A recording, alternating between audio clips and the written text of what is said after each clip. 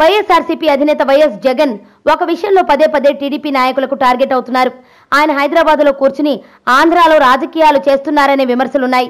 రాష్ట్రం విడిపోయి చాలా కాలమే అవుతుంది. మరో 2 ఏళ్లలో ఎన్నికలు కూడా వచ్చేస్తున్నాయి. అయినప్పటికీ ఇప్పటివరకు జగన్కు ఆంధ్రాలో నివాసం లేదు. కానీ జాతీయ పార్టీలాగా ఢిల్లీలో మటుకు మాత్రం కార్యాలయం ప్రారంభించారు. అయితే ఇదే ప్రశ్న వైఎస్ఆర్సీపీ నాయకుల్లో కూడా ఉంది. అయితే ఈ రోజుల్లో ఎక్కడి నుంచైనా రాజకీయం చేయొచ్చు, కానీ జనం ఒప్పుకోరు కదా. తెలంగాణలో ఉంటూ ఆంధ్రాలో రాజకీయాలు చేయడం ఏ కోణంలో చూసినా తప్పే. ఇది జగన్ రాజకీయ భవిష్యత్తు మీద ప్రభావం చూపిస్తుంది. హైదరాబాద్లో ఉంటూ జగన్ ఎన్ని పోరాటాలు చేసినా, చంద్రబాబు మీద ఎంతగా విరుచుకుపడినా ప్రయోజనం లేదు.